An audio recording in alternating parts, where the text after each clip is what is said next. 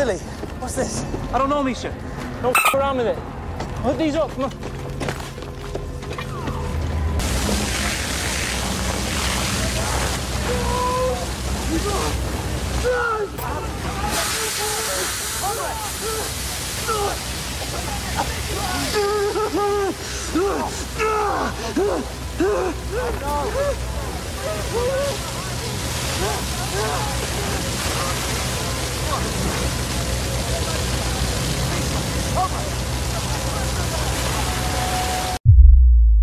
Assalamualaikum warahmatullahi wabarakatuh.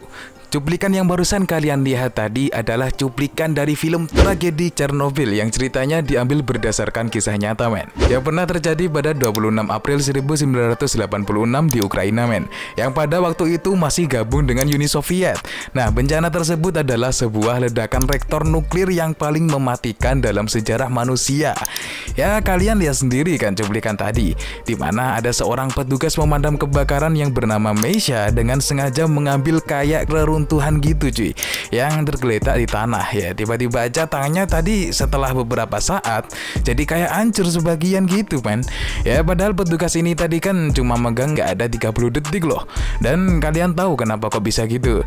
Ya benar, efek radiasi radioaktif. Bahkan setelah 3 hari dari ledakan itu, penduduk kota Pripyat diungsikan sampai batas waktu yang nggak ditentukan. Dan kalian tahu tuh sampai kapan? Bahkan sampai tahun ini Chernobyl menjadi kota tidak berpenghuni, men. Dan lebih gilanya lagi, kota ini tidak layak huni sampai 20.000 tahun lamanya karena paparan radioaktif yang masih tinggi.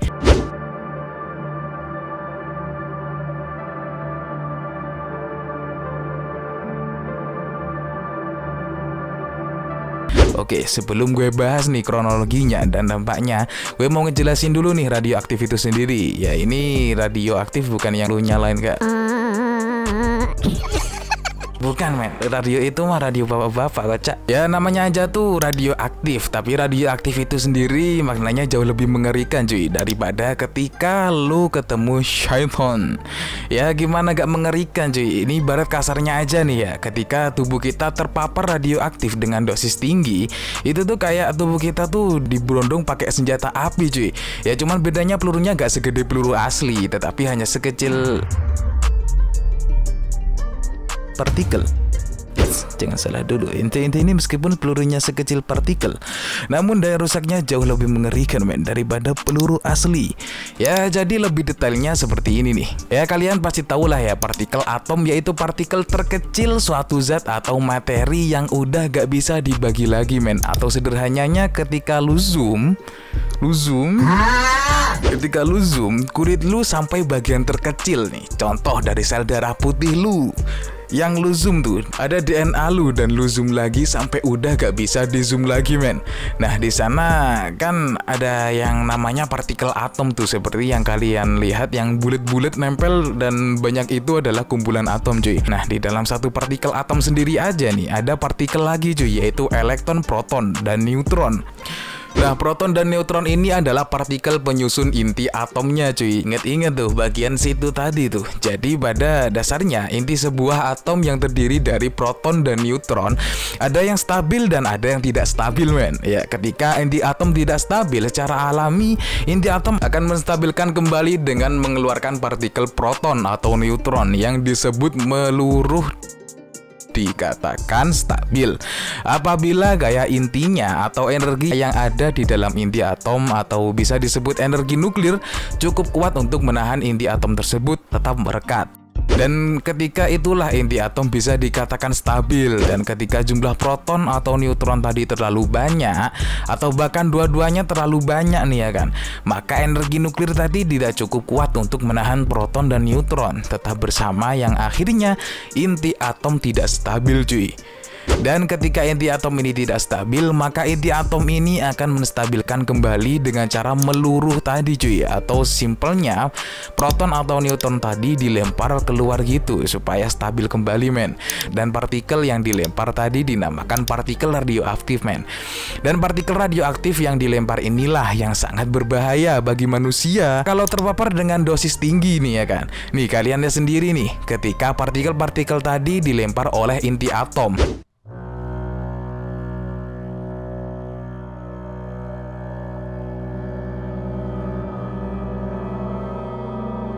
Ya makanya tadi kalau kalian masih ingat di cuplikan awal, petugas pemadam kebakaran tadi meskipun cuma megang reruntuhan tadi cuma sebentar aja nih ya kan, tapi beberapa saat tangannya kayak hancur gitu cuy. Ya meskipun pakai sarung tangan sih, ya karena reruntuhan tadi memiliki radioaktif yang sangat-sangat tinggi atau partikel yang dilempar tadi sangat banyak. Bener gue tadi ya kayak berondong pakai peluru kecil-kecil gitu.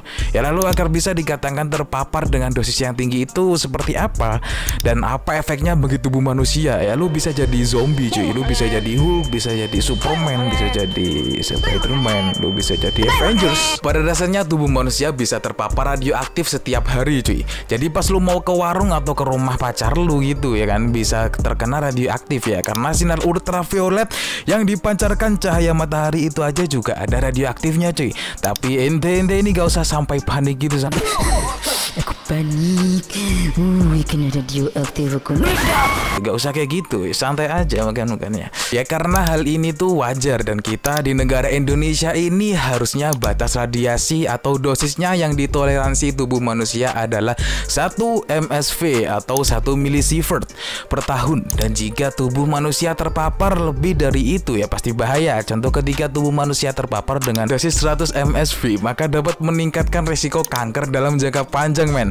Dan misal dengan dosis lebih dari 500 msv bisa menyebabkan penyakit radiasi akut yang dapat menyebabkan kematian. Dan untuk efek terhadap tubuh ketika terkena dosis tinggi, sekalian gue ceritain kronologi tragedi kecelakaan reaktor nuklir Chernobyl ini aja ya. Selama perang dingin Uni Soviet dan Amerika Serikat, pemerintah Uni Soviet mengembangkan teknologi pembangkit listrik tenaga nuklir di kota Pripyat, Ukraina dengan nama pembangkit listrik Chernobyl dengan reaktor nuklir jenis Bolshoi Mosnoksky Kanalny angel anjir, atau disingkat RBMK 1000. Ini kalian baca aja lah sendiri, pusing gue bacanya kocak. Nah, di dalam pembangkit listrik Chernobyl ini ada 4 reaktor nuklir tadi, yaitu reaktor pertama dan kedua mulai dioperasikan pada tahun 1977.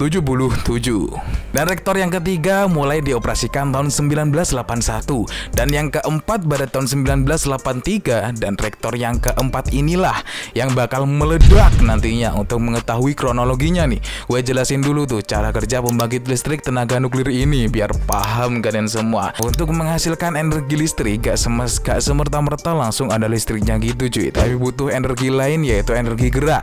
Jadi dari energi gerak diubah jadi energi listrik itu. Nah, untuk menghasilkan energi gerak dibutuhkan turbin yang berputar.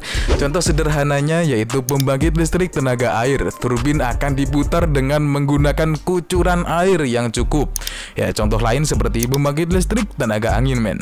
Dan juga tenaga uap. Nah, untuk tenaga nuklir sendiri, cara kerjanya hampir sama tuh kayak tenaga uap panas. Dalam pembangkit listrik tenaga uap, untuk menghasilkan tekanan uap dibutuhkan batu bara yang dibakar men, untuk memanaskan air hingga menghasilkan uap panas yang akan memutar turbin. Sama kayak kalian masak air gitulah ya. Dan ingat, bahan bakarnya tuh batu bara men, bukan manusia. Nah, kalau tenaga nuklir, bahan bakarnya tuh ya reaksi nuklir cuy. Jadi batu baranya diganti nuklir gitulah. Nah, ingat tadi ya, untuk pembangkit listrik tenaga uap yang memanaskan air adalah batu bara, dan untuk pembangkit listrik tenaga nuklir yang memanaskan air adalah reaksi nuklir. Dan reaksi nuklir tadi terjadi dalam reaktor nuklir tadi men. Yang namanya ribet itu tadi loh. Nama pembangkit tenaga nuklir air panas tadi tidak hanya dipanaskan untuk menghasilkan uap panas aja, tetapi sekaligus untuk pendingin reaktor itu sendiri agar tidak terjadi lonjakan panas di dalam reaktor tadi men. Jadi secara bersamaan reaktor ini juga harus selalu dialiri air agar reaktor tidak terlalu panas cuy. Kalau panas nanti ya, aliran air ini gak boleh berhenti apapun yang terjadi men. Bahkan ketika reaktor ini berhenti pun tetap harus dialiri air men.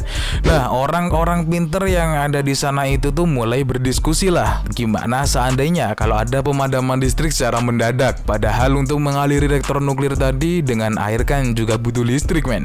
Nah, orang pinter ini akhirnya punya solusi tuh, yaitu dengan menggunakan jasa boboiboy listrik. yaitu dengan menggunakan genset. Tetapi genset ini bukan kayak genset kalian yang sekali tarik langsung menyala.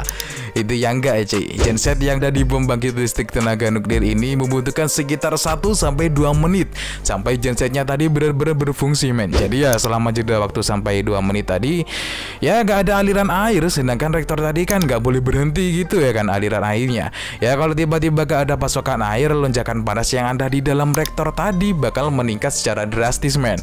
Bahkan dalam hitungan detik kalau gak ada pendingin ya bisa meledak tuh reaktor ya kan. Nah para orang-orang pintar tadi ini punya cara lagi lah solusi untuk pasokan listrik yang dibutuhkan selama 1-2 menit tadi, yaitu dengan memanfaatkan uap panas yang tersisa yang dihasilkan reaktor tadi setelah pemadaman listrik. Kan pas pemadaman listrik uap air yang dihasilkan reaktor tadi kan nggak hilang gitu aja ya kan, pasti masih ada sisa gitulah. Ya itulah yang dimanfaatkan para orang pinter ini dan itulah teorinya nih. Ya mulailah mereka untuk menguji coba teori tersebut, tapi uji coba ini nggak sekali 2 kali cuy, tapi selama 4 tahun. Bayangin tuh kesabaran mereka kayak apa ya kan. Ini bisa jadi contoh nih, kalau gagal coba lagi gitu sampai berhasil, tapi selama 4 tahun itu pun hasilnya tetap nihil cuy. Dilanjutkanlah itu uji coba sampai pada tanggal 26 April tahun 1986. Dan di tanggal inilah bencana nuklir ini terjadi cuy. Ini gue jelasin lagi sedikit aja nih ya supaya nyambung sama kronologinya nih. Nah di dalam reaktor nuklir tadi ada 3 komponen utama, yaitu fuel rods atau bahan bakar nuklirnya. Yang kedua ada control rods atau batang kendali yang berfungsi untuk memperlambat terjadinya reaksi nuklir ini. Kalau di sepeda motor ya kayak rem gitulah ya. Dan yang ketiga adalah moderator berfungsi untuk mempercepat terjadinya reaksi nuklir. Ibarat kendaraan tuh kayak gas gitulah. Nah ingat-ingat 3 ini tadi ya, ada bahan bakar, ada rem, ada gas. Nah simpelnya kayak gitu. Dan untuk uji coba pada tanggal 26 April tadi, para teknisi ini membutuhkan daya sebanyak 700 megawatt. Megawatt coy, bukan megawati.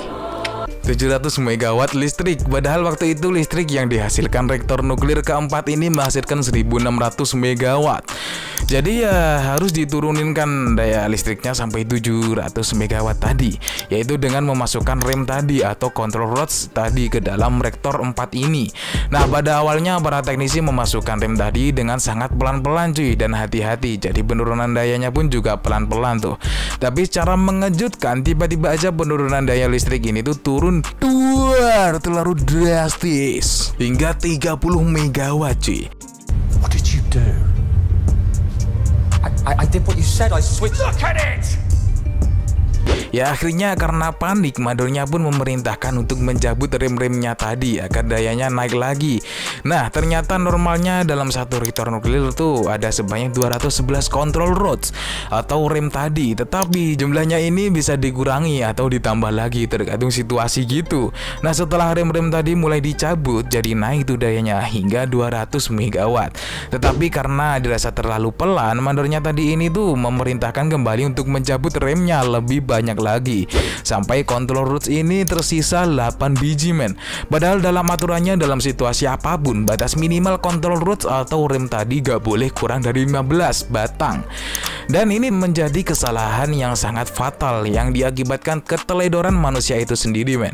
Dan akibat otomatis reaksi nuklir yang terjadi di dalam reaktor tadi mengalami lonjakan daya yang sangat-sangat drastis sampai reaktor tadi menjadi sangat panas. Bahkan air yang berfungsi sebagai pendingin pun tadi ya juga ikutan berubah jadi uap saking panasnya reaktor ini ya kan. Karena saking besarnya kekuatan tekanan uap panas yang dihasilkan reaktor ini, sampai-sampai di momen ini para pekerja melihat tutup penahan reaktor itu tuh udah mulai naik. He runs to warn the control room. Sekitar jam 1:23 dini hari, para pekerja ini dengan panik segera menekan tombol darurat. Dengan menekan tombol darurat ini seharusnya rem-rem yang udah dicabut tadi seharusnya kembali masuk secara bersamaan gitu. Ya supaya menurunkan lonjakan daya tadi, tetapi di sini justru ada kesalahan men, yaitu kesalahan desain pada control rods tadi, yaitu setiap ujung control rods itu dilapisi dengan material yang justru mempercepat reaksi nuklir tadi, atau malah justru menaikkan daya listrik tadi yang malah makin besar lagi men. Dan tepat tepat di saat itulah beberapa detik setelahnya terjadi ledakan dahsyat sampai melelehkan inti reaktor 4 ini. Dan gak lama kemudian ledakan kedua yang lebih dahsyat lagi akhirnya meledak duar kayak gitu cuy. Akhirnya para orang pun, aku kepanasan, aku meledak. Akibatnya 2 orang tewas seketika bersamaan dengan ledakan tadi. Dan juga di saat itulah bahan radioaktif mulai tersebar sampai ke atmosfer cuy. Dan para warga yang berada di kota Pripyat tadi itu terbangun dari tidurnya. Apa ini? Aku terkena radioaktif. Aku meledak. Aku tidak ada di bumi lagi. Aku mati kayak gitu cuy. Kurang lebihnya ekspresinya ya kan. Untuk melihat ledakan yang dikira ledakan biasa ini cuy, parahnya lagi para penduduk ini gak tahu bahaya apa yang mereka hadapi. Ya udah pastilah terpapar radiasi radioaktif dengan dosis cukup tinggi ya kan. Setelah 3 hari dari ledakan itulah para penduduk ini diungsikan yang sebenarnya sudah terlambat cuy. Para pemadam kebakaran langsunglah tuh turun tangan untuk memadamkan kobaran api seperti cuplikan di awal tadi men. Tetapi parahnya para pekerja pemadam kebakaran ini tidak tahu bahaya apa yang mereka hadapi. Dan yang dipegang Misha di cuplikan awal tadi itulah material yang ada di ujung kontrol rod tadi, yang malah mempercepat reaksi nuklir tadi bernama grafit yang memiliki radiasi yang sangat tinggi cuy. Jadi gak kebayangkan kalian seberapa tinggi radioaktifnya.